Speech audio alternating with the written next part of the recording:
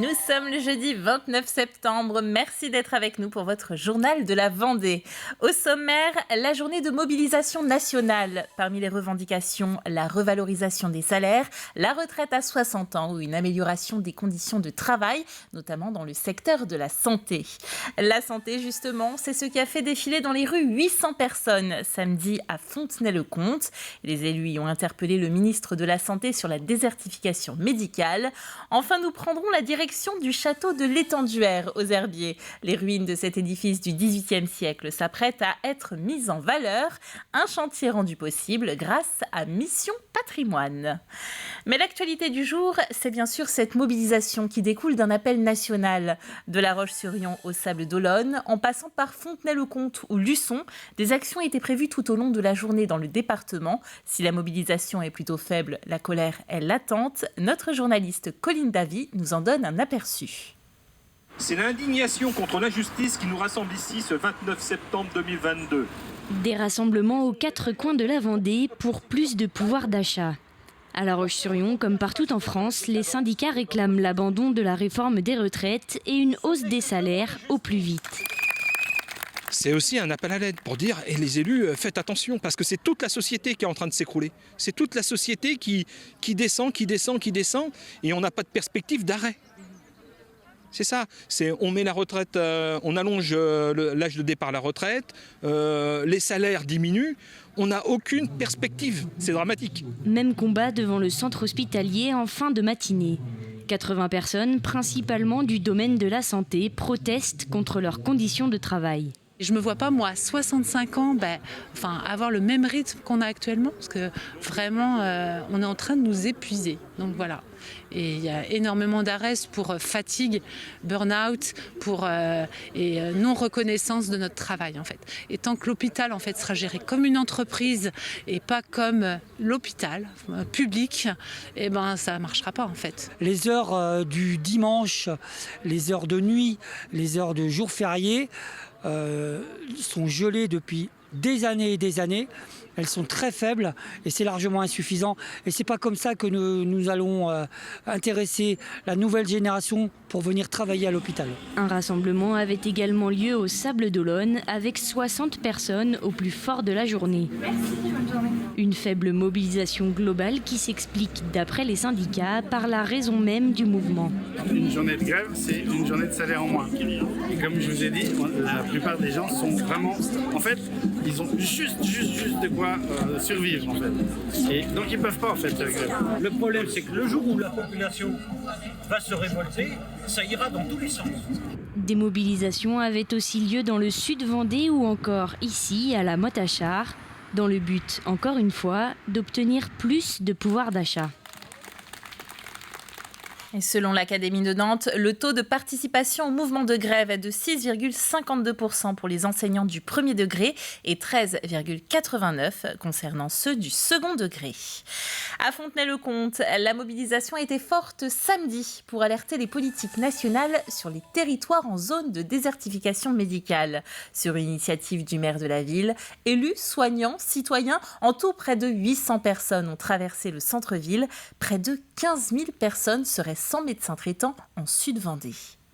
Les évolutions, nous, on les voit venir parce qu'on est à l'intérieur du système, ce qui n'est pas le cas de la population. Donc notre but, c'est d'alerter les gens et aussi de faire prendre conscience aux autorités sanitaires des risques sociaux et aussi des risques pour la population au niveau de sa santé. Ça engendre des retards au diagnostic, donc on voit de plus en plus, moi je fais de la chirurgie des cancers, j'observe des cancers à des stades que je ne voyais pas avant. Donc si vous voulez, ce sont des patients qui n'ont plus de médecin traitant.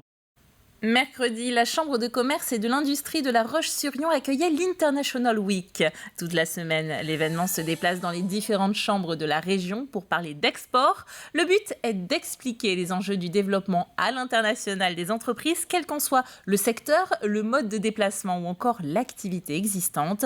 Côté export, où en sommes-nous en Vendée? Retrouvons Agathe Poulet pour le savoir. Je suis actuellement avec Arnaud Oringard, qui est président de la CCI de Vendée. Bonjour Arnaud. Bonjour. Alors justement, concrètement, on en est où dans l'exportation en Vendée ?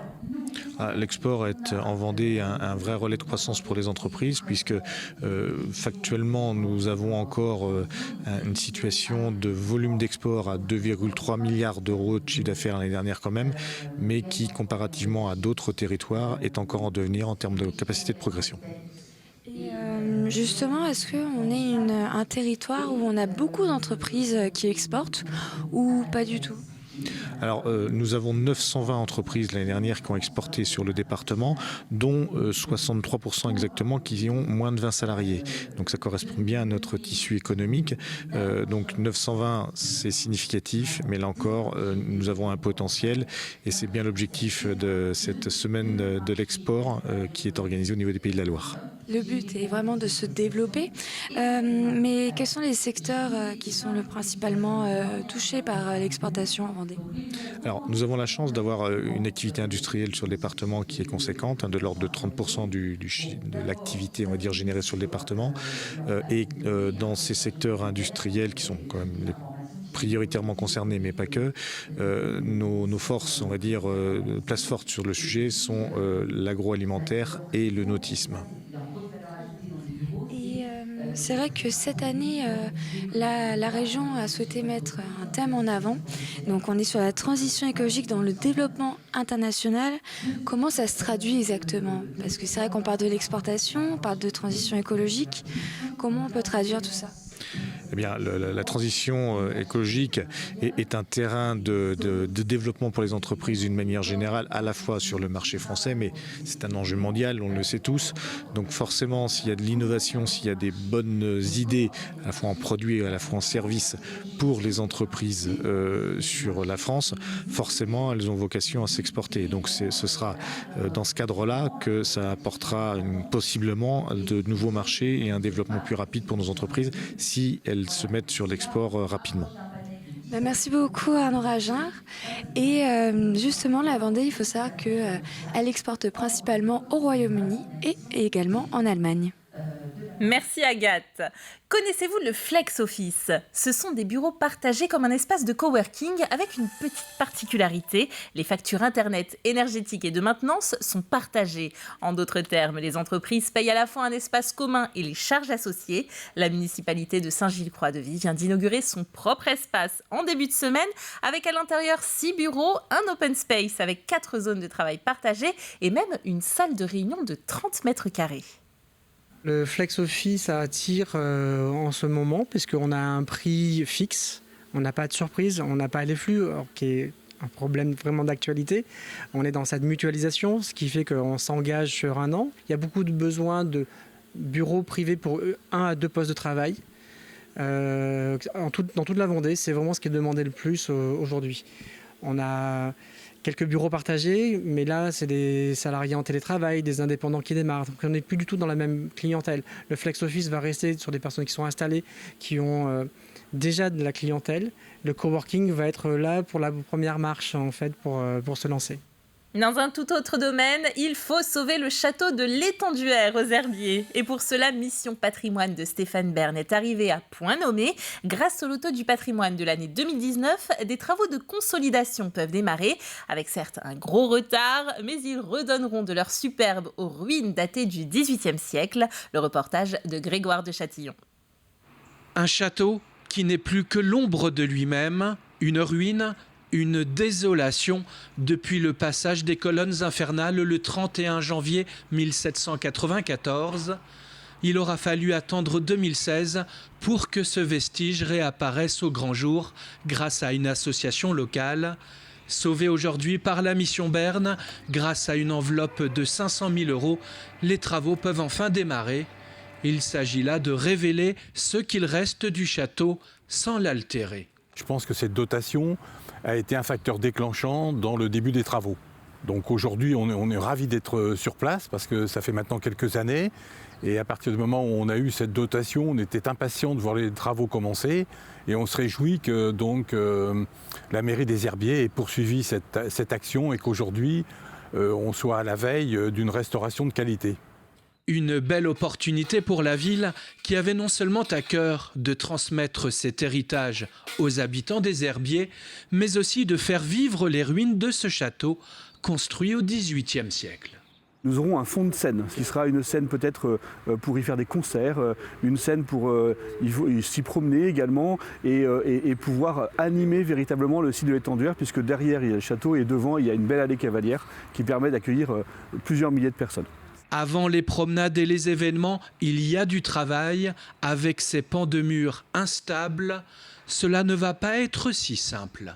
Les difficultés, c'est vraiment intervenir en toute sécurité, intervenir très rapidement sur les pieds de mur extérieurs avant que l'eau des douves remonte. Et puis la dévégétalisation des maçonneries va être assez compliquée. Il n'est pas question d'utiliser de produits phytosanitaires, surtout pas. Et donc il faut là aussi y aller petit à petit.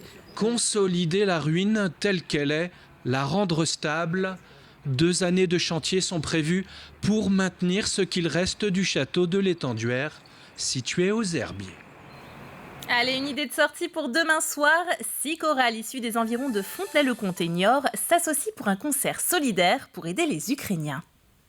Tous ces fonds que l'on va récupérer vont être donnés, vont partir sur le siège national de la Croix-Rouge pour partir sur l'Ukraine. Et nous garderons juste ici une petite partie, mais très minime, avec une transparence la plus totale, pour aider les Ukrainiens qui sont en attente de régularisation de papier. Il est temps de nous quitter. Demain à 7h, c'est Alexandre Debray que vous retrouverez pour le retour de l'actualité. Quant à moi, je serai fidèle au poste pour votre édition de la mi-journée. Belle soirée.